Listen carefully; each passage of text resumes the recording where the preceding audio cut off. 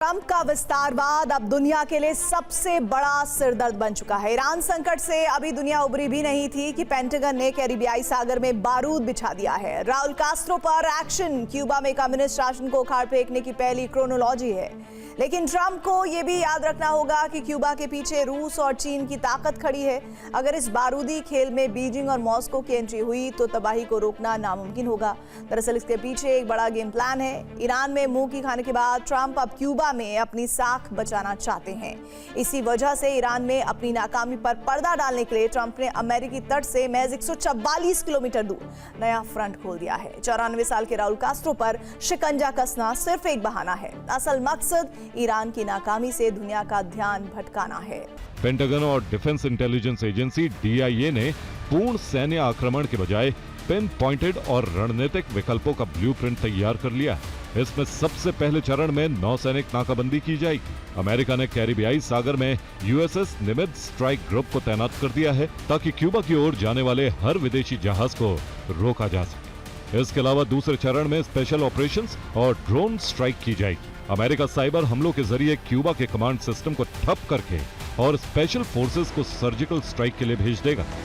राउल कास्ट्रो पर अमेरिका हत्या का मुकदमा दर्ज कर चुका है। अमेरिकी न्याय विभाग ने 21 मई 2026 को क्यूबा के 94 वर्षीय पूर्व राष्ट्रपति राउल कास्ट्रो पर केस दर्ज किया है, जिसमें 1996 में 2 अमेरिकी नागरिक विमानों को मार गिराने की साजिश और हत्या में शामिल बताया है। उस समय राउल कास्ट्रो रक्षा मंत्री थे।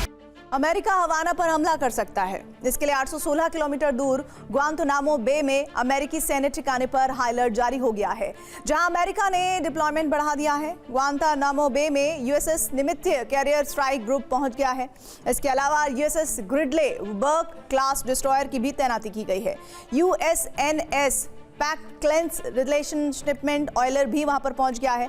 टहोमा कोस्ट गार्ड काटा युद्धपोत भी तैनात किया गया है। F-35 लाइटनिंग जेट कभी भी हमले को उड़ान भर सकता है और साथ ही F-18 सुपर हॉर्नेट भी वॉर रेडी मोड पर है और CH-47 चिनूक स्पेशल ऑपरेशन के लिए भी तैयार कहा जा रहा है। जानकारी तो यह भी है कि ब्लैक हॉक फ्लीट किसी भी परिस्थिति के लिए तैयार है।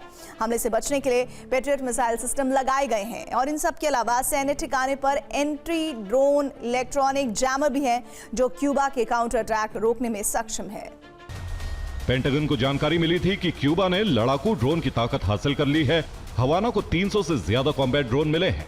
अगर अमेरिका हमला करता है तो क्यूबा इन ड्रोन्स का इस्तेमाल ग्वांतानामो बे पर अमेरिकी सैन्य ठिकाने पर हमला करने में करेगा। अगर अमेरिका ने हमला किया तो यह खून खराबा साबित होगा और हम किसी भी ताकत के सामने झुकेंगे नहीं।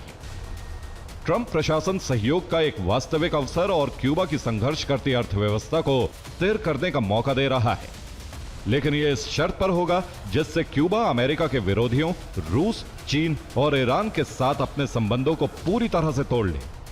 क्यूबा में रूस का सबसे बड़ा विदेशी लिस्टिंग पोस्ट, जिसे अमेरिका जासूसी सेंटर बता रहा है, जबकि इससे पहले बाइडेन सरकार के दौरान भी अमेरिकी तटों से 140 किलोमीटर दूर चीन के कमांड सेंटर खोलने की बात कही थी, जिसका इस्तेमाल जासूसी के लिए करने का आरोप लगाया गया था। इसीलिए अमेरिकी न्याय विभाग ने क्यूबा के पूर्व राष्ट्रपति 94 साल के कम्युनिस्ट नेता राउल कास्ट्रो के खिलाफ चार्जशीट दायर की है। साथ ही क्यूबा पर भी अमेरिकी प्रतिबंध लागू है। सरकार के खिलाफ प्रदर्शन भी हो रहे हैं। ठीक ऐसी ही परिस्थिति वेनेजुएला और ईरान में थी, जिसके पीछे अमेरिका का हाथ बताया गया था।